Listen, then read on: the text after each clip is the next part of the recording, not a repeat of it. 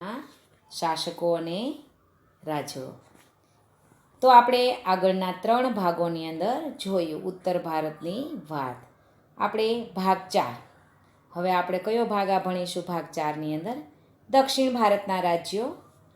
તો કે દક્ષિણ ભારત રાજ્યની અંદર જે આપણે આગળ પાઠની શરૂઆતમાં જ કીધેલું કે ઉત્તર ભારત અને દક્ષિણ ભારતની અંદર મધ્યકાળની અંદર 2 મહાન રાજાઓ જે હતા મધ્યકાળના પહેલાં.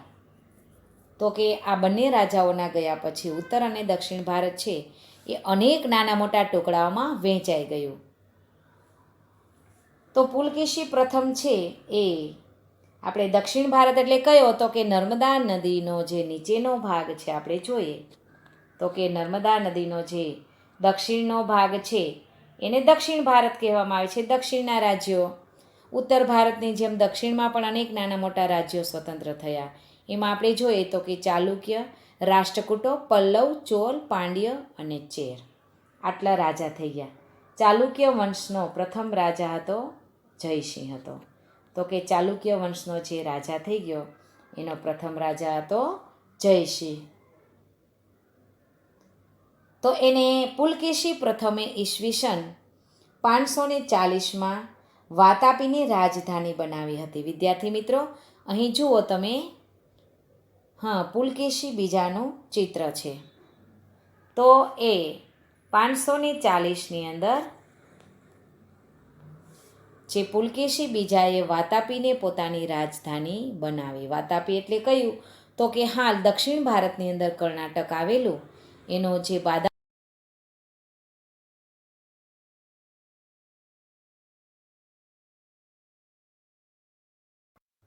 આ વંશ વાતાપી એટલે કે વર્તમાનનો બાદામી એ કયો હતો? તો કે ચાલુક્ય વંશ તરીકે ઓળખાતો હતો. આ વંશની અંદર ચાલુક્ય વંશની અંદર કીર્તિવર્મા, પુલકેશી પહેલો અને પુલકેશી બીજો જેવા મહત્ત્વના શાસકો થઈ ગયા. વિદ્યાર્થી મિત્રો આપણે દક્ષિણ ભારતની વાત કરીએ છીએ તો દક્ષિણ ભારતની અંદર પુલકેશી બીજો એ મહાન રાજા થઈ ગયો અને એના જેવા બીજા કયા કયા થયા? તો કે એ કયો વંશ હતો? ચાલુક્ય વંશ. તો કે ચાલુક્ય વંશની અંદર કીર્તિવર્મા, પુલકેશી પહેલો અને પુલકેશી બીજો જેવા રાજાઓ થઈ ગયા. પુલકેશી તો એ મહત્ત્વનો રાજા હતો.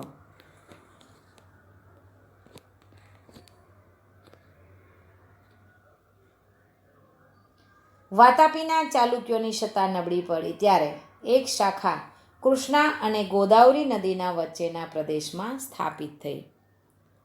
એટલે કે જે ચાલુક્ય વંશની પડતી એટલે શું? તો કે એનો એન્ડ તરફ જતા હોય એને પડતી કહેવાય. વાતાપીની જે આ રાજધાની પુલકેશી બીજાએ બનાવી હતી એના ગયા પછી આ ચાલુક્ય વંશ છે એ નબળો પડવા લાગ્યો. એટલે કે એના જેવો પછી કોઈ એવો શક્તિશાળી રાજા ન આવ્યો હોય. એટલે કે આખું રાજ્ય પોતે સંભાળી શકે એમ ન હોય. એટલે એને શું કહેવાય કે એની સત્તા નબળી પડવા લાગી. તો પછી તેની એક શાખા છે ને દક્ષિણમાં આપણે મહારાષ્ટ્રથી નીચે મહારાષ્ટ્રને જે આપણે નીચે આંધ્રા તરફ કૃષ્ણા અને ગોદાવરી નદીનો જે વચ્ચેનો ભાગ હતો ત્યાં એક શાખાએ પોતાનું રાજ્ય સ્થાપના કરી અને તેનો સ્થાપક હતો વિષ્ણુવર્ધન.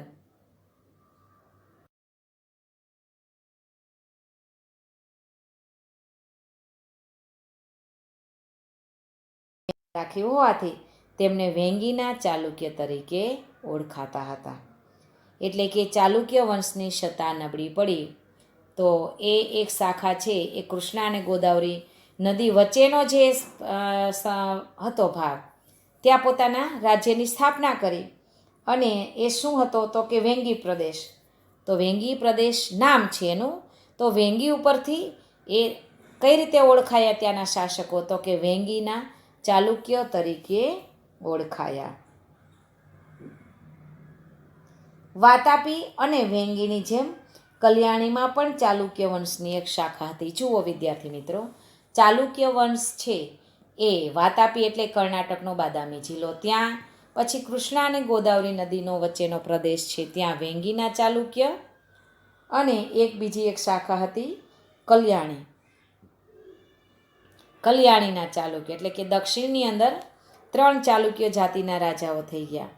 એક વાતાપીના ચાલુક્ય, બીજા વેંગીના ચાલુક્ય અને ત્રીજા કલ્યાણીના ચાલુક્ય. આ બધા ચાલુક્યો થઈ ગયા. હવે દક્ષિણ ભારતમાં ચાલુક્ય વંશની જ્યારે પડતી થઈ એટલે કે નબળો થવા લાગ્યો ત્યારે રાષ્ટ્રકૂટ વંશની સત્તાનો ઉદય થયો. એટલે આપણે કોઈ પણ નામ છે એનો નાશ તો છે જ. એટલે કે કોઈ પણ શક્તિશાળી રાજા આવે એ રાજા શાસન પોતે શક્તિશાળી હોય ત્યાં સુધી એ શાસન ચલાવે અને એના પછીનો એના જેવો શક્તિશાળી શાસક ન આવે એટલે એની સત્તા એટલે કે એના રાજ્યની અંદર એનું શાસન છે એ નબળું થવા લાગે. નબળું થાય એટલે બીજા લોકો એનો લાભ લે એટલે કે પછી એમાં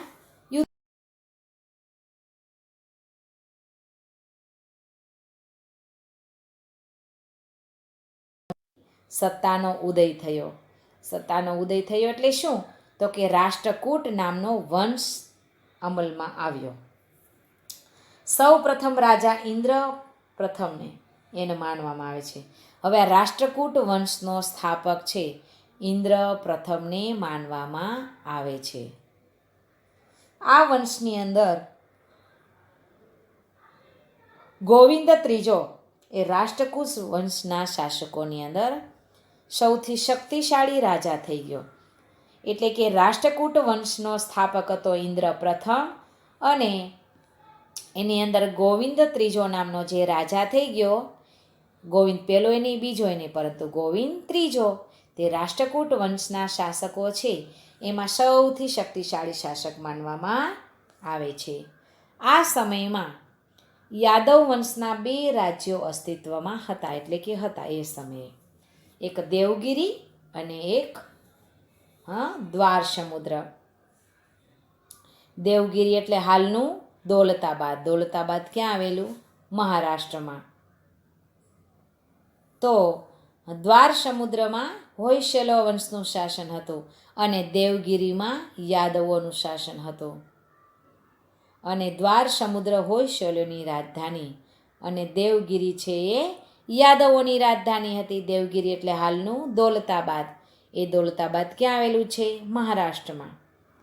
દક્ષિણમાં કલ્યાણી ચાલુક્ય સામ્રાજ્યના પતન બાદ ત્યાં નવા રાજ્યોનો ઉદય થયો અને વરંગલ રાજ્યની સ્થાપના થઈ.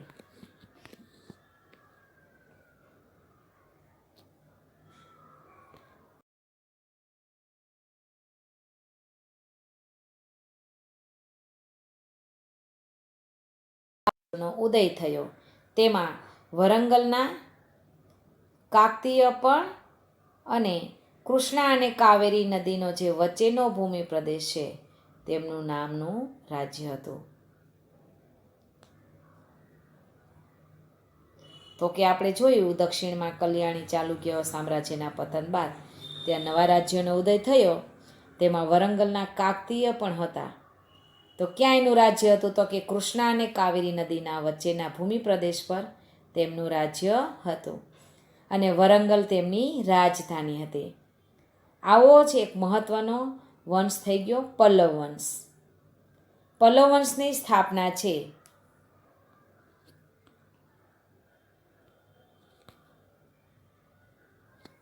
પલ્લવ વંશની સ્થાપના છે એ બપ્પા દેવે કરેલી. એટલે કે પલ્લવ વંશની સ્થાપના કોણે કરેલી? બપ્પા દેવે.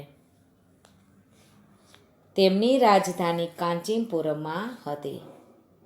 હવે પલ્લવ વંશની અંદર મહત્વના રાજાઓ થઈ ગયા. કયા કયા? તો કે મહેન્દ્રવર્મા પ્રથમ, નરસિંહવર્મા પ્રથમ અને નરસિંહવર્મા બીજો. પલ્લવ વંશની સ્થાપના થઈ. પલ્લવ વંશની અંદર મહેન્દ્રવર્મા પ્રથમ, નરસિંહવર્મા પ્રથમ અને નરસિંહવર્મા બીજો આ મહત્વના શાસકો થયા. તાંજોર, ત્રિચિન્નાપલ્લી અને પુદુકોટ્ટઈ જ્યાં આવેલા છે ત્યાં મધ્યકાળમાં ચોલ રાજ્ય હતું.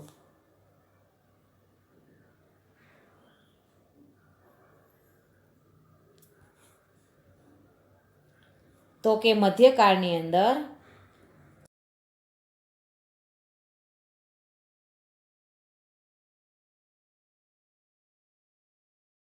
કેવું ત્રિચિનાપલ્લી પુદુકોટ્ટાઈ એટલે કે ક્યાં દક્ષિણ ભારતમાં. ત્યાં મધ્યકાળમાં કોનું રાજ્ય હતું? ચોલ વંશનું હતું. અને તાંજોર તેમની રાજધાની હતી. અને ચોલ વંશની અંદર રાજરાજ પ્રથમ અને રાજાધિરાજ પ્રથમ, રાજરાજ પ્રથમ, રાજાધિરાજ પ્રથમ અને રાજેન્દ્ર પ્રથમ એ ચોલ વંશના મહત્ત્વના શાસક થઈ ગયા. દક્ષિણમાં આવું જ એક પ્રાચીન રાજ્ય પણ હતું. આ રાજ્ય છે પાંડ્યોનું રાજ્ય હતું. પાંડ્યોનું રાજ્ય નાનું હતું, એટલે કે દક્ષિણ ભારતની અંદર આવું ખૂબ જૂનું એક પણ રાજ્ય હતું, જે રાજ્યનું નામ છે પાંડ્ય રાજ્ય. પાંડ્ય એટલે હાલનું કયું? તો કે જે દક્ષિણમાં આવેલું તમિલનાડુમાં એ. પાંડ્ય રાજ્ય છે એ વેપારનું મોટું મથક હતું. આ સમયે તમિલથી અલગ થયેલા એક ભાગ પર ચેર વંશનું શાસન હતું.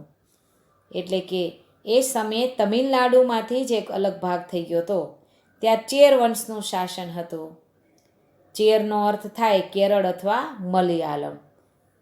તો અયન છે, અયન રાજા એ ચેર વંશનો પ્રથમ શાસક હતો.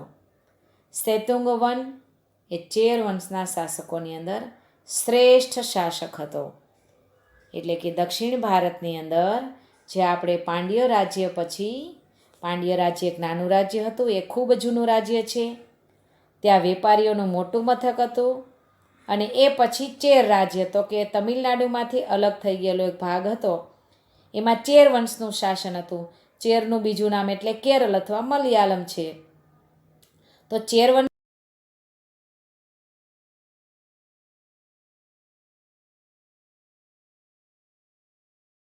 સેતુંગવન નામનો રાજા એ ચેર વંશનો સૌથી શ્રેષ્ઠ શાસક હતો.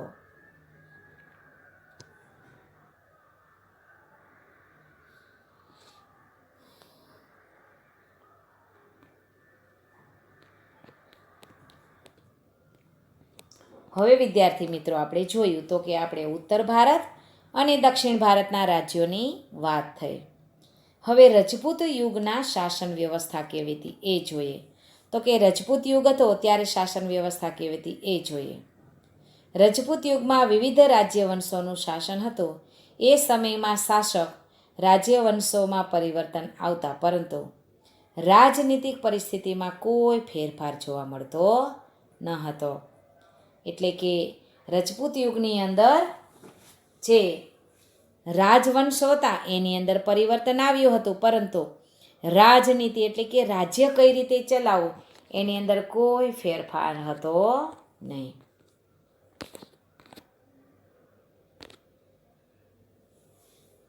રાજાનું પદ છે એ વંશ પરંપરાગત હતું. વંશ પરંપરાગત એટલે શું વિદ્યાર્થી મિત્રો? તો કે પેઢી દર પેઢી, એટલે કે વારસાગત. તો કે રાજા હોય એના પછી એનો દીકરો રાજા બને, એના દીકરા ગયા પછી એ જે પિતા ગયા પછી એનો દીકરો બને, પછી એના દીકરાને આપે. આવી રીતે વારસાગત રાજ્ય ચાલ્યું જ આવતું. એટલે કે રાજા હોય એ રાજાના દીકરાઓ પોતે રાજા બનતા. આવું રાજાનું પદ હતું એ વંશ પરંપરાગત હતું, એટલે કે વારસાગત હતું અથવા પેઢી દર પેઢી હતું. તો રાજાનો જ્યેષ્ઠ પુત્ર રાજ્ય અધિકારી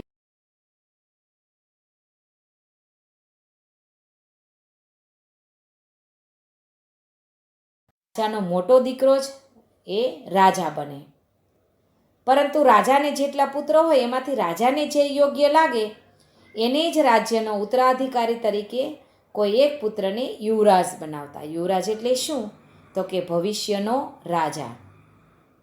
એટલે કે રાજા પોતે હોય ત્યાં સુધી રાજ્યના રાજા હોય, પરંતુ રાજા જીવતા હોય ત્યારે જે પોતાના રાજ્યના ભવિષ્યના રાજાની ઘોષણા એટલે કે જાણ કરી દેતા એને યુવરાજ કહેવામાં આવે.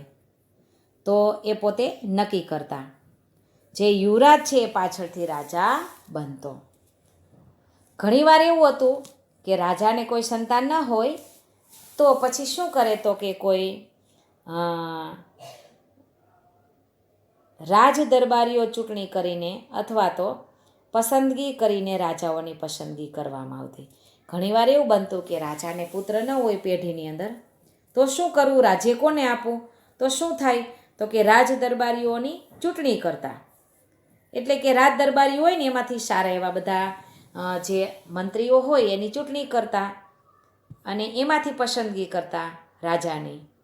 એવા પણ ઘણા, અથવા તો ચૂંટણી ન કરે અને કોઈ સારો એવો બુદ્ધિશાળી જે રાજ્ય ચલાવી શકે એવો વ્યક્તિ હોય એને પસંદ કરતા. આવા પણ ઉદાહરણો છે આપણા ગુજરાતની અંદર ને ભારતની અંદર. જેમ કે કાશ્મીરના રાજા યશસ્કર છે, એ કોઈ કાશ્મીરના રાજાના એટલે કે રાજવંશના પુત્ર ન હતા, પરંતુ બ્રાહ્મણોની સભાએ એને રાજા તરીકે પસંદગી કરેલી.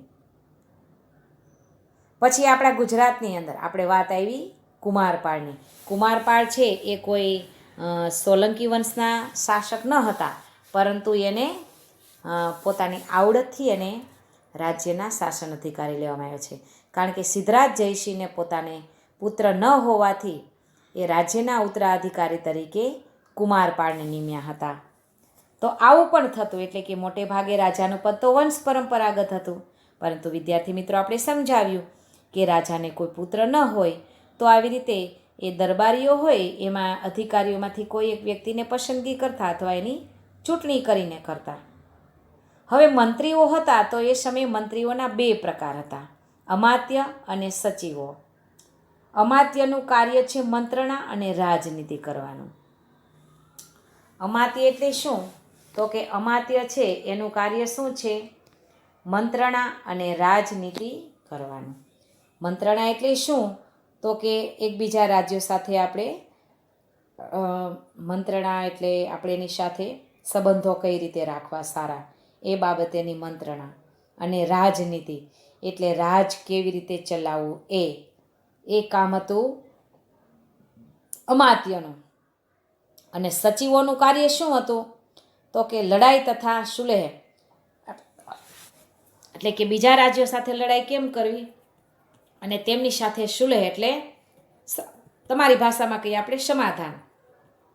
સચિવોનું કાર્ય શું? તો કે બીજા રાજ્યો સાથે લડાઈ કેમ કરવી અને તેમની સાથે સમાધાન કેમ કરવું, આ કામ હતું. દરેક પ્રકારની નીતિનો અંતિમ નિર્ણય તો રાજા જ કરતા. એટલે કે રાજ્યના વહીવટ માટે આજે જુદા મંત્રીઓ અને અમાત્ય નિમેલા હતા, પરંતુ જે અંતિમ નિર્ણય કોનો, એટલે કે છેલ્લું તો નિર્ણય કોનો હોય છે? રાજાનો હોય.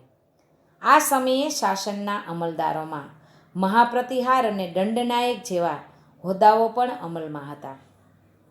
વિદ્યાર્થી મિત્રો, તમે બાહુબલીમાં સાંભળ્યું હશે દંડનાયક.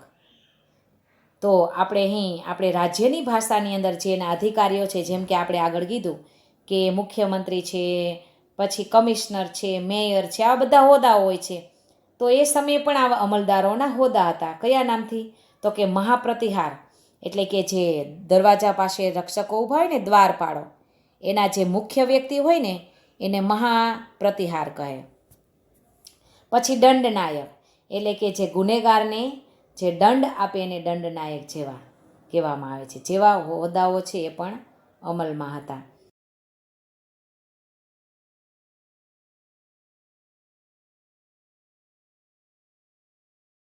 વડો શું કહેવાતો? નગરપતિ. રજપૂતી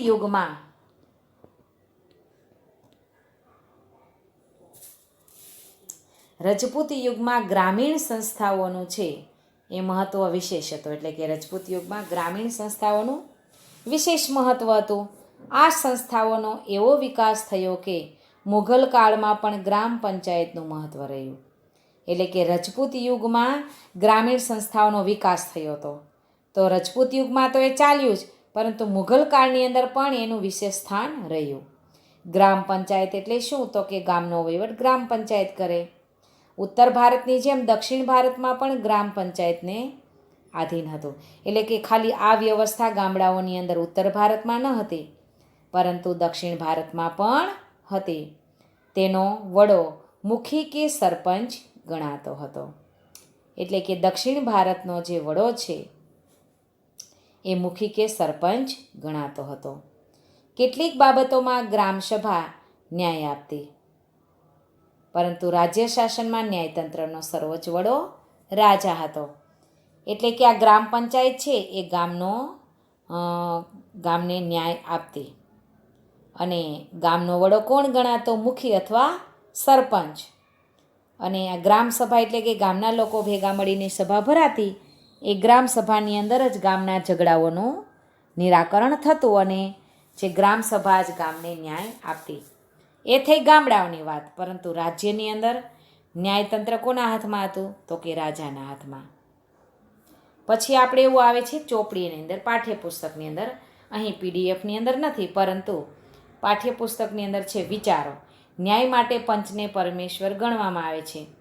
તો અદાલતમાં શા માટે સોગંદ લેવડાવવામાં આવે છે? તો કે આપણે સોગંદ શા માટે લેવડાવવામાં આવે છે? તો કે અદાલતમાં આરોપી છે એ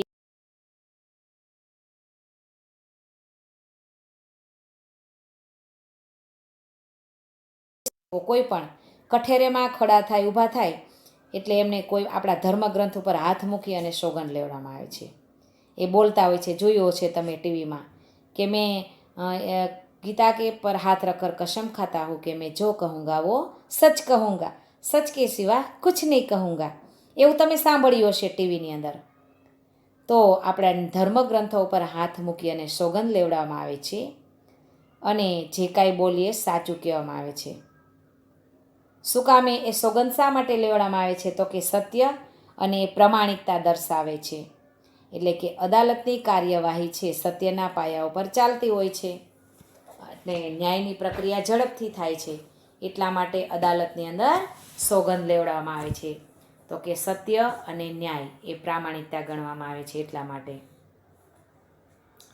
વિદ્યાર્થી મિત્રો, આપણે જોયું પાઠની અંદર તો કે ઉત્તર ભારતના શાસકો, દક્ષિણ ભારતના શાસકો, એની અંદર કયા કયા રાજ્યો થયા એ, અને રજપૂત યુગની રાજ્ય વ્યવસ્થા જોઈ. શાસન વ્યવસ્થા હવે જોઈએ તો કે વેપાર વાણિજ્ય, એટલે કે એ સમયે વેપાર કેવો થતો હતો એ જોઈએ. રજપૂત યુગમાં વાણિજ્ય વ્યવસ્થા ઉપર દેખરેખ રાખવા માટે એક અલગ જ વિભાગ હતો. એટલે કે રજપૂત યુગમાં આ વાણિજ્ય વેપાર ઉપર દેખરેખ રાખવા માટે એક આખો અલગ જ વિભાગ હતો. આ વિભાગ વિદેશ ખાતાના વેપાર ઉપરની જકાત વસૂલ કરવાની ને વસ્તુઓનું મૂલ્ય ઠરાવવાની અને રાજ્યોમાં ઉપયોગી થતી વસ્તુઓ મંગાવવાની વગેરે વ્યવસ્થા કરતો. હવે જે અલગ જ વિભાગ રાખવામાં આવ્યો હતો વેપાર વાણિજ્ય ઉપર, એ શું કામ કરતો? તો કે વિદેશ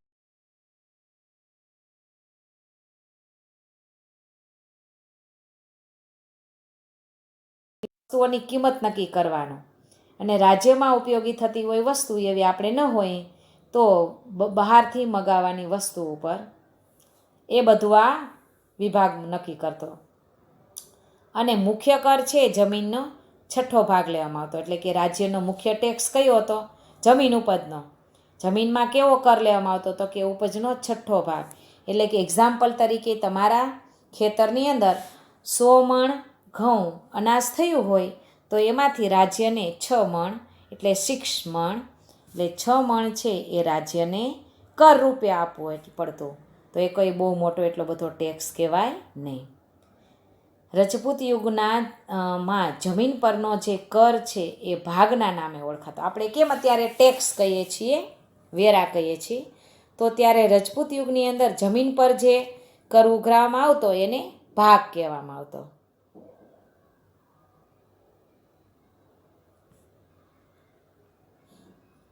પછી ક્યાં તો કે બંદરો અને નાકા ઉપર પણ અને સિંચાઈ ઉપર પણ કર લેવામાં આવતો. એટલે કે એ સમયે પણ ટેક્સ લેવામાં આવતો. તો કે જમીન ઉપરનો ટેક્સ છે એ મુખ્ય ગણાતો રાજ્યનો. પછી બંદરો એટલે દરિયાકાંઠે જે શહેરો બંદરો વિકસ્યા હોય એ, અને નાકા એટલે કયા? તો કે શહેર કે રાજ્યની અંદર પ્રવેશ જ્યાંથી થઈએ આપણે એને નાકું કહેવાય. જેમ કે આપણે સુરતની અંદર કેમ સરથાણા જકાત નાકા કહીએ છીએ. તો વિદ્યાર્થી મિત્રો, સુરત શહેરની અંદર દાખલ થવા માટે સરથાણા જકાત નાકા એ પ્રવેશદ્વાર હતો. તો એને શું કહેવાય? નાકા. તો કે શહેર કે રાજ્યની અંદર પ્રવેશ જ્યાં થતો હોય તેને નાકું કહીએ. તો એવા નાકાઓ ઉપર, બંદરો ઉપર અને સિંચાઈ ઉપર. સિંચાઈ એટલે શું? તો ખેતી ઉપર જે પાકને સિંચાઈ આપવા